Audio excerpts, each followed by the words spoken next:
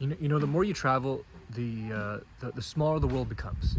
You get to see so many similarities between the way other people live and the way you live, the differences, and you get to appreciate the good and the bad, and you really get to appreciate the good and the bad of where you live when you're away for so long. Traveling in Europe for 6 weeks was fantastic. We had so many good times, but we got to really mingle with the people, mingle with the culture, and I think that's the great part. Now, what's important for us as real estate investors is that we want to take lessons from wherever we go and see how we can apply them to our own business, right? So what's interesting in Italy is that real estate is just as important as it is here. It's just not as accessible, right? And you could say in a lot of ways that we're headed that way.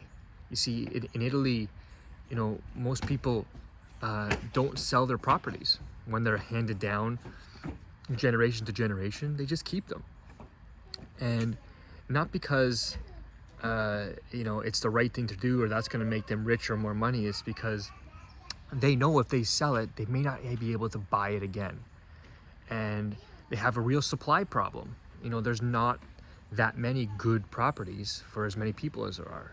They have less space, and it just doesn't make a lot of sense. In fact, many people would rather keep their apartment or their townhouse or their villa or their farm empty, unrented, even in poor condition, and just pay the property taxes on every year and lose money than sell it. Because they know one day they might need it, or they might be able to pass it on to their kid, or their daughter might get married and they're going to need a house. So housing is as important as it is here. It's just treated differently, and because of the socioeconomic situation there, it's extremely valuable to keep it and maintain it and not let it go for silly reasons, just for the sake of making a profit. Now, you might say that they could do well with an MLS system, which they don't have, which is insane. And you'd have more transactions and more people turning over and more opportunity, which is true, but it just doesn't work that way. It's never going to change. And now it begs the question: and where are we headed here?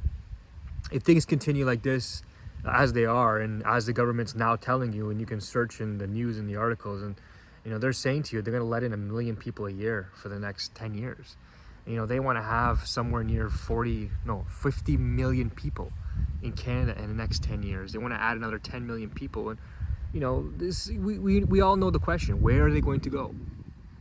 There is nowhere for them to go. Are we going to build enough homes? No. Even if Doug Ford does build his 1.5 million homes in the next 10 years, it's still not enough. So, if you're going to take your money and want to invest into something that's going to do well for you over the next 10 years, real estate still makes sense. And we may not be able to cash flow as well as we like right now with interest rates, but that's not going to last forever. So for the few of you who, I shouldn't say few, but several of you have taken action and gotten yourself some fantastic properties in the last 3 to 6 months, especially where rates have continued to rise, and you've gotten great deals, and you're maybe breaking even, maybe losing a little bit, maybe cash flowing less than you should, but in the next 5 to 10 years, it's going to pay off tremendously. And maybe the next 20, 30, 40, or 50 years, you're going to have assets that, people don't even understand and don't even know how you got them.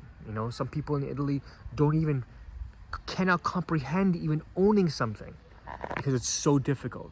And you might be in that place one day because of the decisions you made today.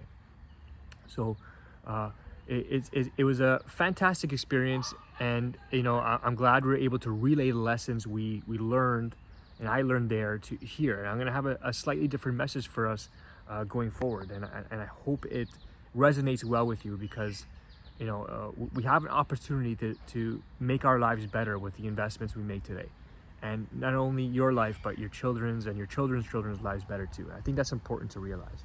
So we'll be talking soon in the next class, but until then, talk soon.